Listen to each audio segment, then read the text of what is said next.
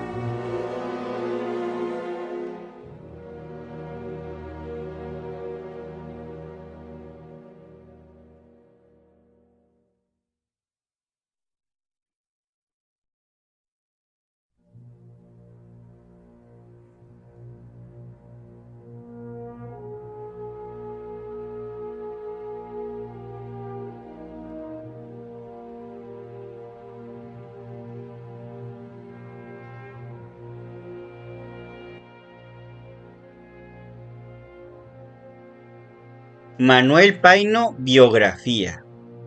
Nació en la Ciudad de México el 28 de febrero de 1820. Su padre fue Manuel Paino Bustamante González, el fundador de la aduana de Matamoros, en el norte de Tamaulipas. Es poca la información que se tiene de su madre. Algunas fuentes señalan que su nombre era María Josefa Cruzado Pardo y que pertenecía a una prominente familia de Puebla. Otras fuentes citan que el apellido de su madre era Flores. Lo que sí podemos asegurar es que Manuel Paino era primo de Anastasio Bustamante. Fue autodidacta en su formación literaria, aunque siempre apoyado por la Academia de Letrán. En 1838 comenzaría a colaborar con los principales periódicos y revistas de la época, El Año Nuevo, el cual fuera editado por Ignacio Rodríguez Galván. Es indispensable mencionar esta publicación porque para el año de 1839 Paino publicaría en él dos poemas, La huérfana y Recuerdos de Ventura, así como un cuento, María, los cuales podemos señalar como su debut en el campo literario. Su labor periodística abarcó varios artículos en periódicos como El Ateneo Mexicano, El Siglo XIX, El Año Nuevo, El Boletín de la Sociedad de Geografía y Estadística, El Federalista, Don Simplicio, entre muchos otros. También fue miembro de la Real Academia Española. Después ingresaría a la aduana de Matamoros en calidad de meritorio, junto con Guillermo Prieto. Para 1840 se desempeñaría como secretario del general Mariano Arista. Al alcanzar el rango de teniente coronel, sería jefe de una sección del Ministerio de la Guerra de México. Después se ocuparía de administrar las rentas del estanco de tabacos.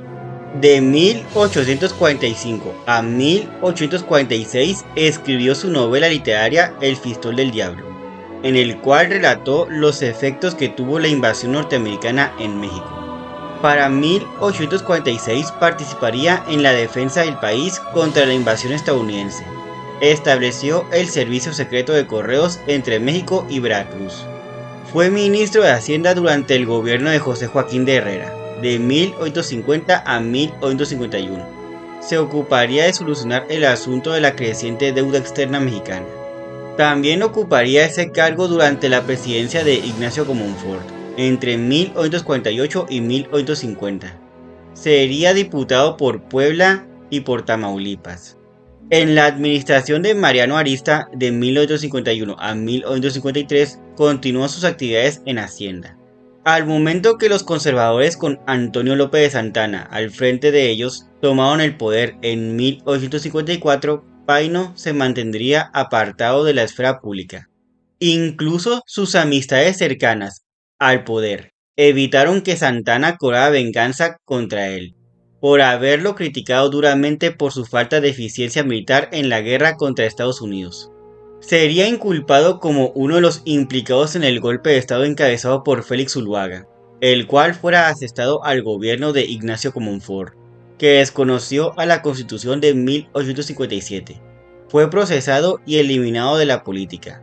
Como liberal moderado que era, pensaba que efectivamente la reforma constitucional de México se debía de llevar a cabo de forma paulatina, lo cual lo llevó a participar en el mencionado golpe de estado.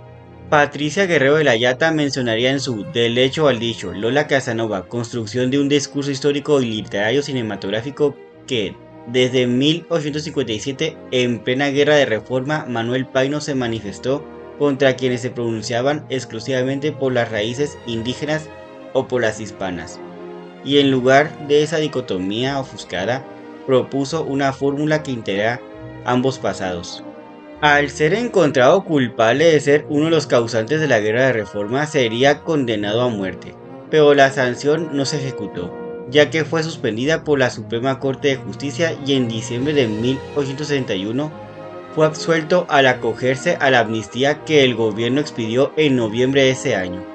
Durante la segunda intervención francesa fue perseguido, aunque terminó por reconocer al gobierno del emperador Maximiliano de Habsburgo. En 1861 escribió su novela literaria El hombre de la situación, en la cual habla de las costumbres de los últimos años del virreinato de Nueva España y los primeros del México independiente. Destacaría la narración. Los personajes principales son padre e hijo, uno español y el otro criollo. Ambos son descritos con tanto detalle. En esta obra también abundan los pasajes cómicos en los que destaca una gracia a la mexicana. Una vez que el Segundo Imperio terminó y que Benito Juárez volvió a la presidencia del país, Manuel Paino sería diputado. En estos años también impartió clases en la Escuela Nacional Preparatoria, la cual fuera creada por Gabino Barreda. Fue catedrático de la Escuela de Comercio, donde impartió la materia de Economía Política. Según Consuelo Cuevas Cardona y Óscar A. Molina González, en su artículo titulado Ecologistas en el siglo XIX, el cuidado de los bosques no es una moda, publicado en Relatos e Historias en México, en su número 85, mencionarían que Manuel Paino tuvo interés en la conservación de los bosques mexicanos. Mediante muchas de sus obras realizaría extensos estudios con los que trató de determinar el número de árboles talados desde la época de la conquista, en los que concluyó que desde que Hernán Cortés entrara a tierras mexicanas hasta 1864, fueron talados 200 millones de árboles en el Valle de México. Para llegar a esta conclusión utilizó los registros de ingreso de cargas de leña, carbón y madera a la Ciudad de México, con datos estadísticos del gobierno del Distrito Federal, sobre el número de habitantes potencialmente consumidores de estos recursos y los censos de los diferentes establecimientos comercializadores de madera. Calcularía la cantidad de árboles talados durante estos años, para lo cual se auxilió del conocimiento de los anillos leñosos. Señalaría que los sistemas de tala vigentes no permitían que las poblaciones de árboles se recuperaran y que eso era lo que llevaba a la desaparición de las extensas zonas boscosas. Por lo que podemos decir que gracias a los estudios que realizara Paino, ahora podemos concluir que desde 1519 hasta 1864 fueron cortados 200 millones de árboles en el Valle de México. En 1882, bajo el cargo de senador, el presidente Manuel González lo enviaría como agente de colonización a París. Años después, en 1886, fue nombrado cónsul en Santander y posteriormente cónsul general en España. Estableció su residencia en Barcelona. La novela literaria que diera parte a esta cápsula, Los bandidos de Río Frío, lo escribiría entre 1889 y 1891, la cual publicaría bajo el seudónimo de Un ingenio mexicano, ya que mientras trabajaba en él, se encontraba en su segunda estancia en Europa. Esta obra muestra una larga descripción del ambiente y escenario, así como habla de los antecedentes de los personajes. Entre sus obras también se encuentran Compendio de Historia de México, novelas cortas La España y la Francia, El Libro Rojo, obra la cual mencionaría Alfredo Ávila Rueda en su artículo El origen del relato oficial, publicado en Relatos e Historias en México en su número 133. Fuera escrito en colaboración con Vicente Riva Palacio, Juan Amateos y Rafael Martínez de la Torre, y la Convención Española. Si volvemos a El Libro Rojo, el cual fue publicado en 1870, una obra en la que, si volvemos con Consuelo Cuevas Cardona y Óscar A. Molina González en su artículo ya mencionado, trata de la sangre derramada durante diferentes pasajes de la historia de México, desde la conquista hasta las luchas entre conservadores y liberales durante la Reforma. El tratamiento es histórico, pero también literario. Ambos autores estuvieron unidos por su interés en estas áreas y también están vinculados por su lucha en la conservación de los bosques. Porfirio Díaz nombraría a Ignacio Manuel Altamirano como cónsul de España en 1890, cargo que el literato permutaría con Manuel Paino, su amigo, quien para ese entonces se desempeñaba en Francia. Regresaría a México en 1891. Un año después, en 1892, volvió a ser electo como senador. En estos años escribió El Tratado de la Propiedad, ensayo de un estudio del derecho romano y del derecho público y constitucional en lo relativo a la propiedad. Desempeñaría este cargo en el Senado hasta su muerte, la cual ocurrió el 5 de noviembre de 1894, en San Ángel, Tenantitla, en el Distrito Federal. Sus conocidos lo describirían como un hombre inquieto, inteligente y sobre todo muy activo, un amante de la lectura, quien combinó sus actividades políticas así como su labor periodística y escritura. Los bandidos de Río Frío, novela literaria. Publicada por entregas a manera de folletín, primero en Barcelona de 1889 a 1891, después en Mico de 1892 a 1893. Consta de 117 capítulos, en los cuales se retrata la sociedad mexicana de 1810 y abarca hasta finales de 1830.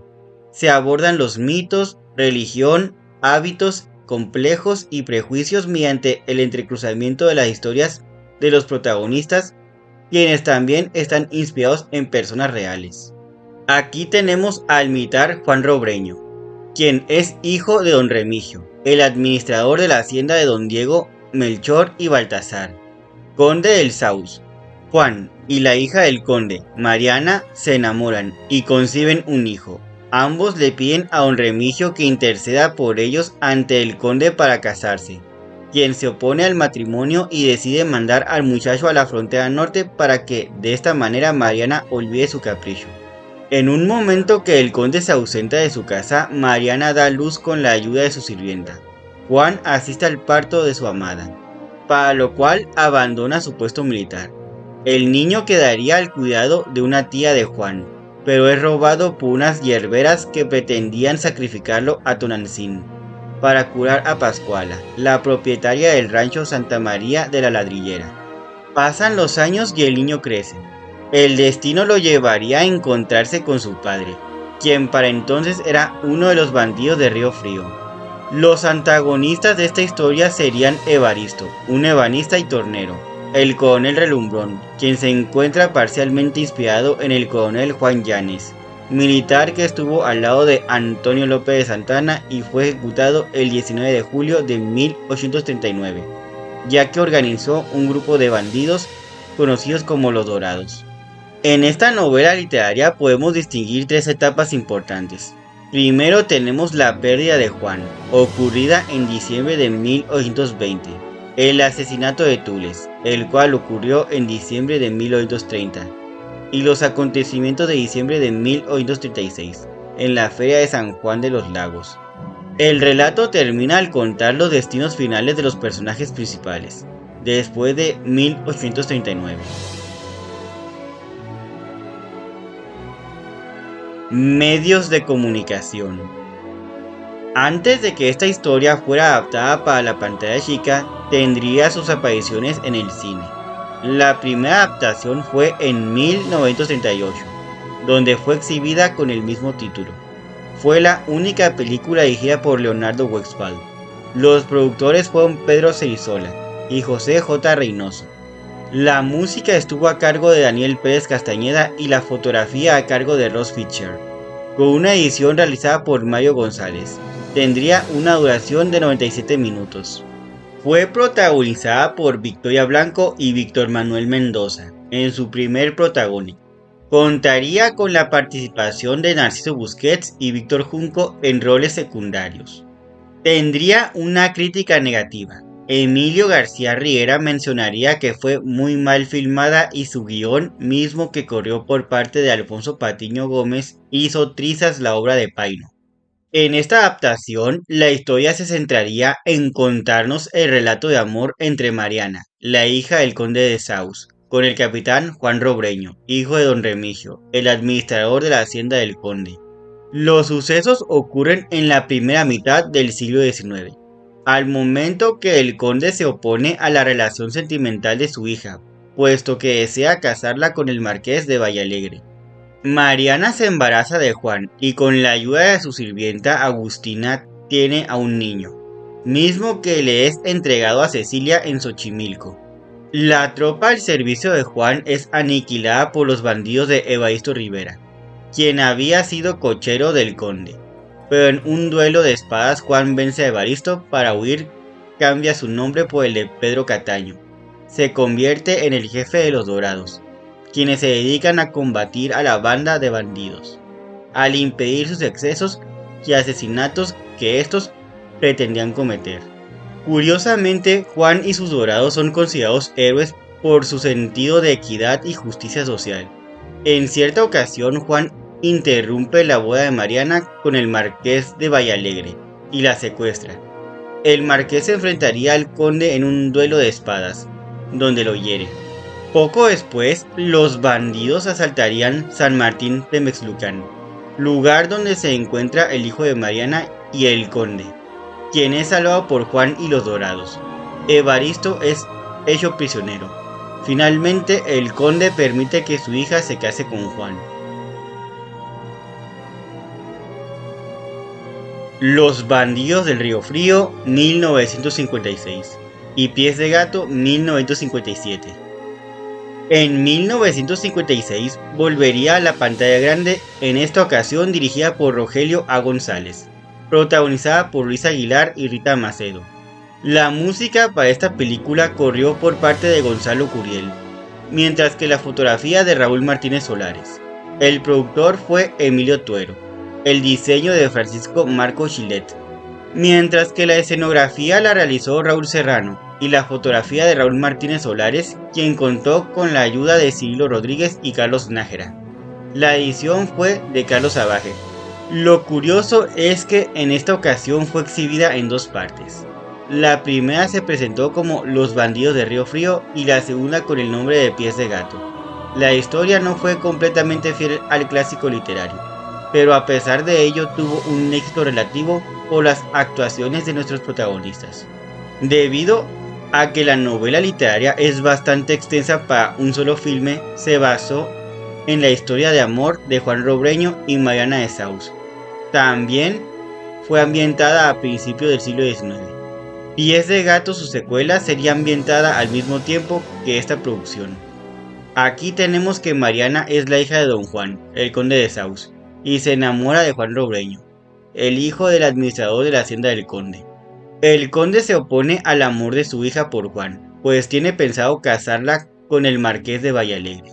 Al momento que Juan y Mariana tienen un hijo, este nace durante una larga ausencia del conde. El niño sería dejado al cuidado de la prima de Juan, pero se pierde durante un descuido. Saus decide llevar a Mariana a España. Mientras tanto, Juan intenta ser agricultor, pero se vería obligado a convertirse en un bandido, semejante a Chucho el Roto, o Robin Hood, quien les roba a los ricos para darle a los pobres. Adoptaría el nombre de Rubén Cataño, el Pies de Gato, con la intención de ocultar su verdadera identidad. De una forma paralela se narra la historia de Cecilia, una exitosa y próspera frutera, con el licenciado Crisanto Lamparilla, y de Casilda, empleada doméstica con don Pedro. Mientras que el hijo de Juan llega a manos de Cecilia por azares del destino, al crecer es llevado con Evaristo como aprendiz de carpintero. Uno de los antagonistas es Evaristo, un carpintero quien se casa con Tule, la empleada doméstica de la casa del conde. Tras asesinarla durante una de sus borracheras, se une a los bandidos de Rubén Cataño, aunque más tarde los traiciona y se separa para convertirse en un ladrón malvado y cruel. El conde compromete a Mariana en matrimonio con el marqués de Villalegre.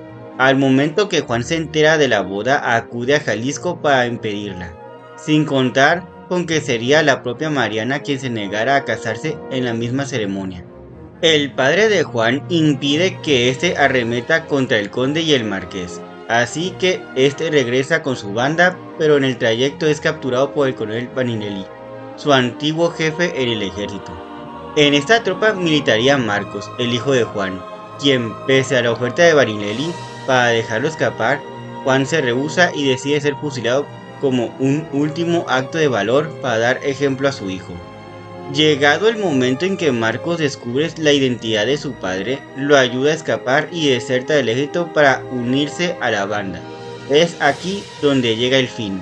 La continuación sería contada con la secuela Pies de Gato. Aquí tienen el argumento de su segunda parte, la cual continúa al momento que Marcos, el hijo de Juan Robreño, alias Rubén Cataño o Pies de Gato, se une a la banda de los Dorados. Mariana, el amor de Juan, ha viajado con su padre, el conde de Saus, a España, después de que se rehusara a casarse con el marqués de Villalegre. Decepcionado por la noticia y a pesar de la petición que le hace a su padre, don Remigio, Juan decide continuar su vida como bandido. Al asaltar la hacienda perteneciente al barón de Radenport, los Dorados se encuentran con Amparo, la hija del marqués de Valle Alegre. Así que Juan decide secuestrarla para pedir un rescate de 10,000 pesos en plata. El rescate es pagado, pero no contaban con que Marcos y Amparo se enamoran. Al llevarla para su entrega, Marcos cae en una trampa con Relumbrón, quien propone hacer las paces con Juan para que los Dorados trabajen para él, al 50%, pues le cuenta que formó un nuevo partido agrario, el cual se pronunciará contra el gobierno. Por recomendación de Relumbrón, Marcos es reinstalado en el ejército. Evaristo, el asesino de Tules y antiguo militante de los Dorados, se ha convertido en capitán de rurales, al cambiar su nombre por el de Pero Sánchez. Mientras tanto, Relumbrón, quien conoce muy bien su pasado, le propone un trato a cambio de su silencio. Sin embargo, Evaristo continúa con sus asaltos a las diligencias bajo las órdenes de Relumbrón, quien se ha decidido a monopolizar el robo y acuñar moneda falsa. Relumbrón utilizaría a Marcos para obtener documentos importantes que se encuentran en la casa del conde, para lo cual lo envía a conocer a Agustina, la sirvienta de Mariana. Agustina es feliz al entrevistarse con Marcos, puesto que no sabía nada de él desde que se había extraviado. Con toda confianza le muestra una bóveda secreta en donde se encuentra un baúl con monedas de oro y joyas de gran valor. Le pide que diga a su padre que la visite. Marcos, quien confía en su futuro suegro, le cuenta los detalles de su visita. Mediante engaños, Evaristo y Relumbrón penetran a la casa del conde, tras ejecutar un robo parcial de las joyas y documentos. Deciden asesinar a Agustina. Al llegar Juan a la casa del conde, nadie le abre la puerta. Después de hablar con su hijo, deciden entrar a la casa y descubren el cadáver de Agustina. Al llegar la noticia a los periódicos, Relumbrón vuelve a engañar a Marcos y lo incrimina del asesinato.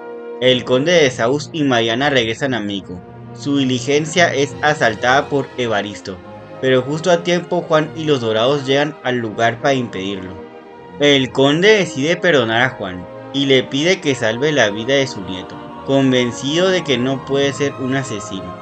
Juan se entrevista directamente con el presidente de México, a quien le cuenta su historia y la de Relumbrón. El mandatario ordena la ejecución de Relumbrón y la liberación de Marcos. Se da una boda doble, con lo que aparece la palabra fin. Así es como se da el cierre de la trama. Los bandidos del Río Frío, 1976. Llegaría a la televisión en 1976, emitida por el Canal 13, bajo el mismo título, una adaptación del guión por parte de Edmundo Valls y dirigida por Antulio Jiménez Pons. Fue protagonizada por Yulisa, Rogelio Guerra, Blanca Sánchez, Julio Aldama, Sergio de Bustamante, Norma Lazareno, Miguel Manzano, Jorge del Campo, José Carlos Ruiz, entre otros. Sobre esta producción, Luis Reyes de la Maza mencionaría en su crónica de la telenovela México Sentimental, que la televisora quiso repetir el éxito que había cosechado con la adaptación de Los Miserables, pero en palabras del autor, el disperso folletón de Manuel Paino no era lo mismo que el vigoroso relato de Víctor Hugo. Aquello no tenía pies ni cabeza, y en sus mejores momentos recordaba los melodramas rancheros de los años 40.